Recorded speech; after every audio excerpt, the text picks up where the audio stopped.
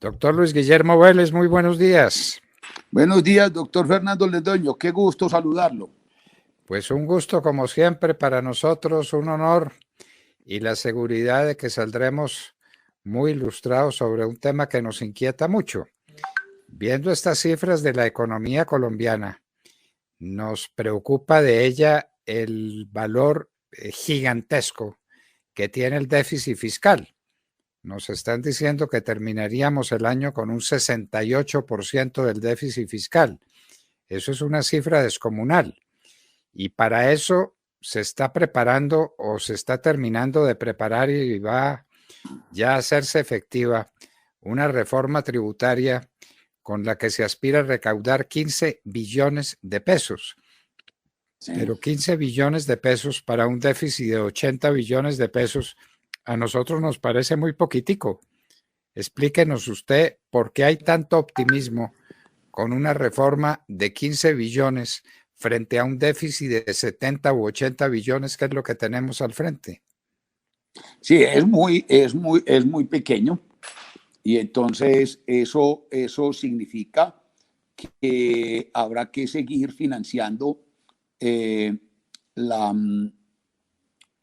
funcionamiento pues, del Estado con endeudamiento, y entonces buscando reducir el déficit de forma progresiva pues, a lo largo de varios años. Pero esta reforma tributaria claramente pues, es insuficiente, y seguramente muy pronto el gobierno que venga después del gobierno del presidente Duque estará más pronto que tarde hablando de una nueva reforma tributaria. Y además teniendo pues, sí, doctor Londoño. No, sí, le digo, una reforma tributaria que sea estructural, que es la palabrita que tienen siempre en mente los del gobierno, es que hay una reforma estructural, pero ahora no hay tiempo para ella. Entonces, ¿qué? ¿El de la reforma estructural va a ser el que venga?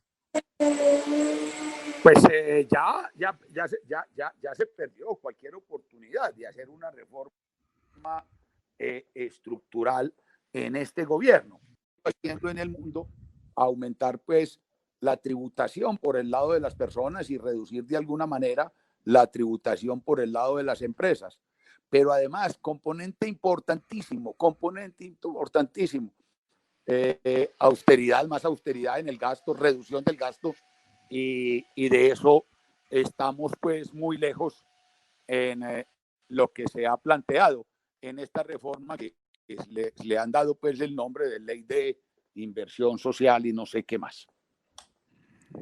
Bueno, pero entonces austeridad no aparece por ninguna parte. Y el gasto, pues mire, entonces... Eso, sí, ahí hay un capítulo de la reforma dedicada al tema de austeridad, pero me parece que es una austeridad, es un saludo a la bandera, porque dice, durante los próximos 10 años, el gobierno tendrá que sacar un decreto en el que proponga reducciones en el gasto público, de manera que a lo largo de 10 años se haga una reducción de 1.9 billones. Pues realmente eso es como una burla, ¿sí?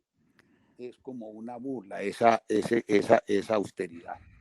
No hay ninguna literalmente lo que usted dice en este plan. Es un saludo a la bandera y una burla, porque austeridad, pues a mí sí me parece, doctor Londoño, a mí sí me parece que es un saludo a la bandera, que es una burla a quienes han estado insistiendo en la necesidad de un Estado y de un gobierno más barato, tema del que usted y yo hemos hablado muchísimas veces, y que en conversaciones acá hemos identificado opciones de contracción, de reducción del gasto, ¿sí? Que no afectarían para nada la buena marcha, el buen funcionamiento del gobierno. Bueno, doctor Vélez, pero es que las inquietudes no paran aquí con esta reforma tributaria, porque está dicho y está claro y está repetido que es una reforma de 15 billones para un déficit de 80 billones, usted dice, pues, ¿qué van a hacer con lo demás? Lo tienen que seguir financiando con deuda. Y esa deuda, ¿cómo? Esa deuda es indefinida y esa deuda se contrae y esa deuda no encarece más todavía el funcionamiento del Estado. Pues claro que sí, pues viene un servicio de la deuda que va siendo complejo pues de manejar, ¿cierto? No, la única forma de entregar estos, de enfrentar esto sin agobiar más las empresas, porque es que ese es otro punto, doctor Londoño.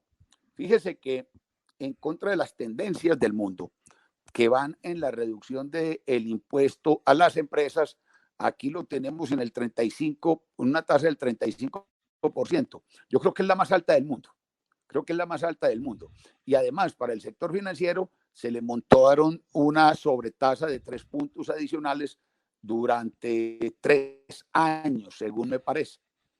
Entonces, eso, ya hoy en la República salió el resumen de un estudio que están haciendo por allí y donde muestran pues que eso va a desalentar el crecimiento, que eso va a desalentar la inversión de las empresas. Entonces, un elemento más que agrava la situación.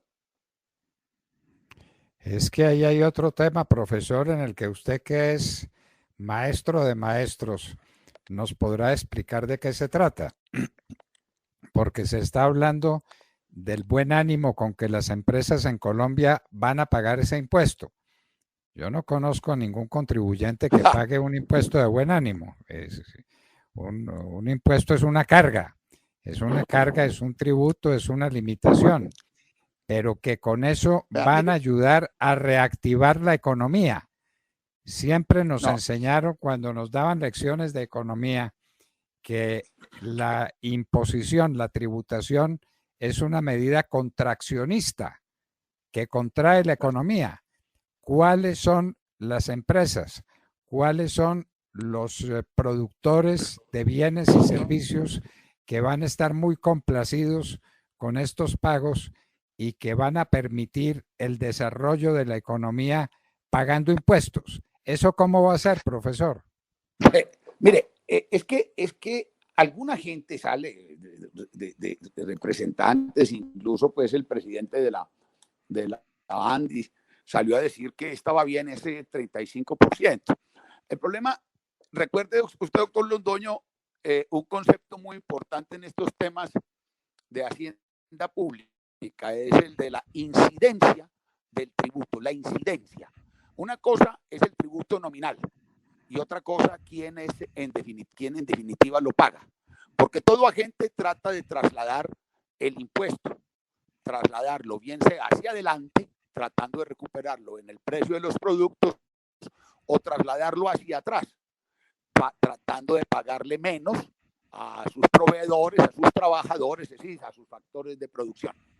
Entonces, si las empresas poderosas y que tienen poder de mercado, podrán tener cierto grado o cierta capacidad de trasladar sus impuestos, sus tributos, ese tributo hacia atrás o hacia adelante. Pero el problema es que esto afecta a todas las empresas en su conjunto y hay empresas que no tienen evidentemente ese poder de mercado para hacer ese traslado.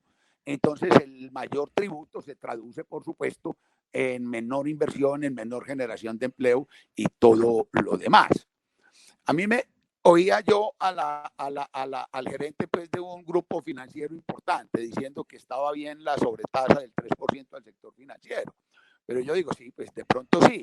Pero cuando uno ve entonces la capacidad de tener márgenes de intermediación grandes, pues entonces eso también se traduce por el poder de mercado en un mayor costo financiero para el resto de la economía.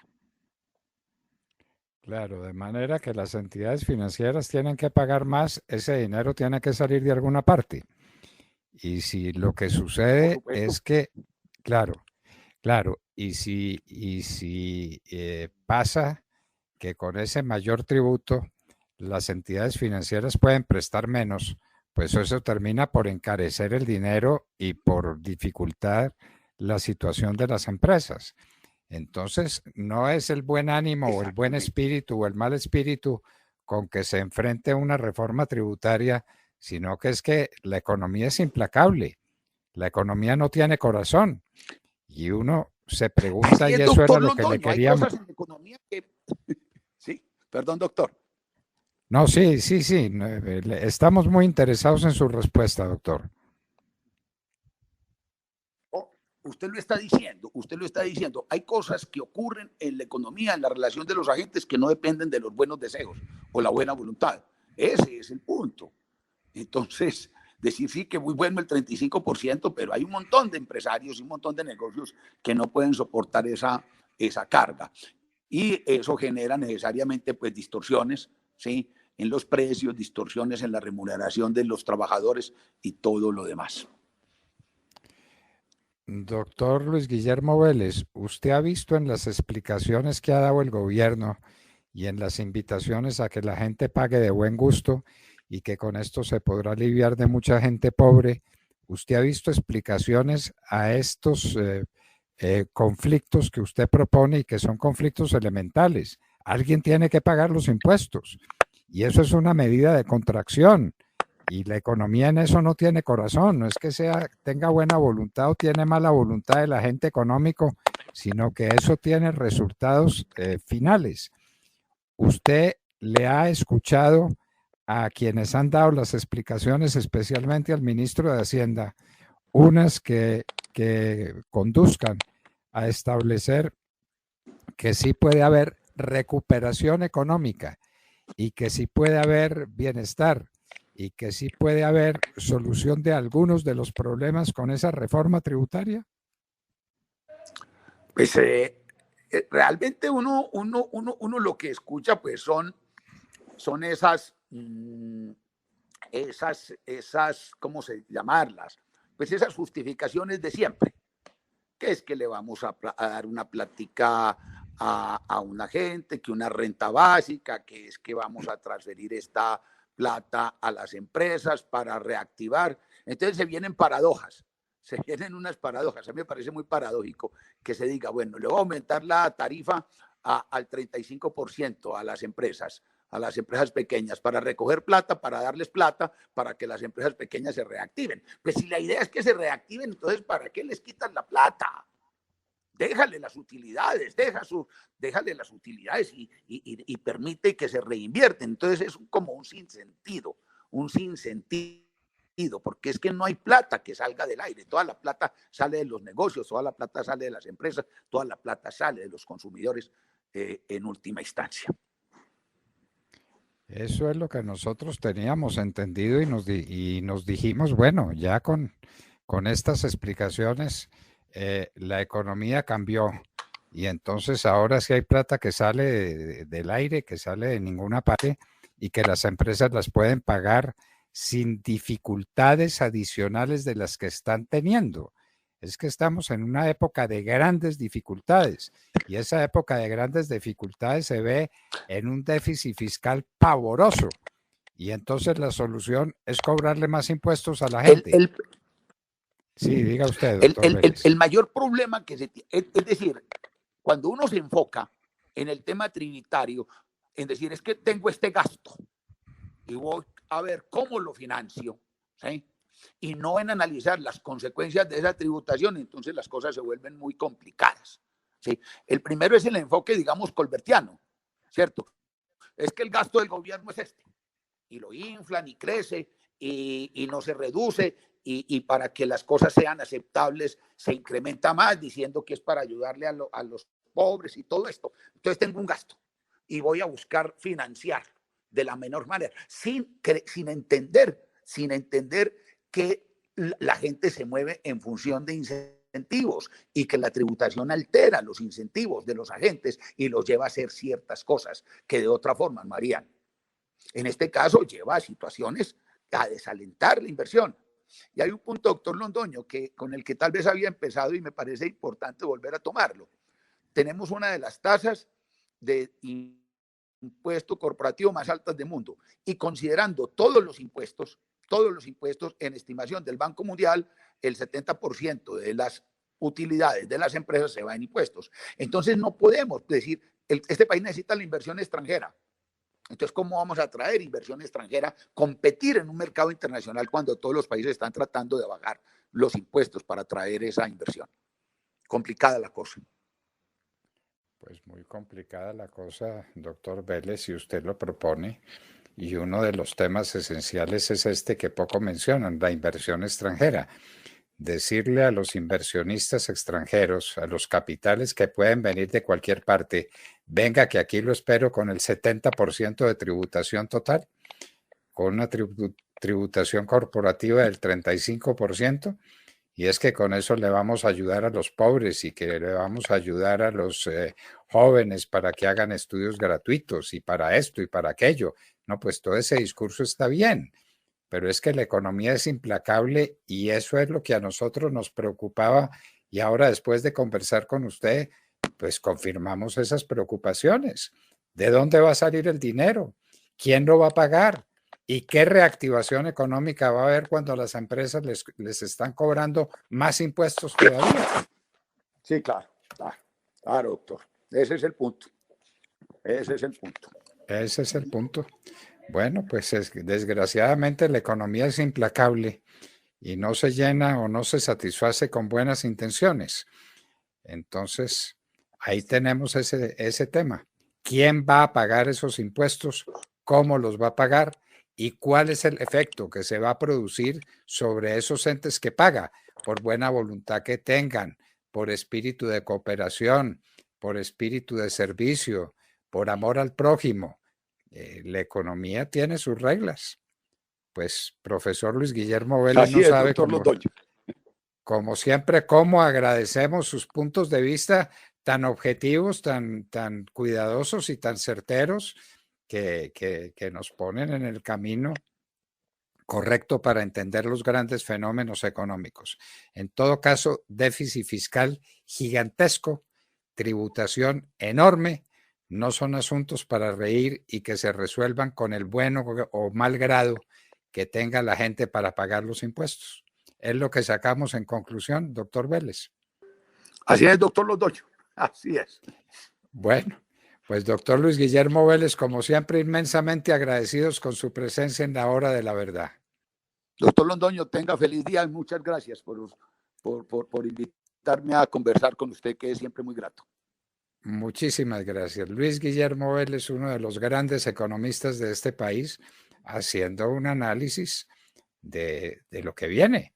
Y lo que viene es una cosa asombrosamente grave, porque el déficit fiscal tiene unas cifras descomunales, porque la tributación es altísima en Colombia y porque no aparece por ninguna parte.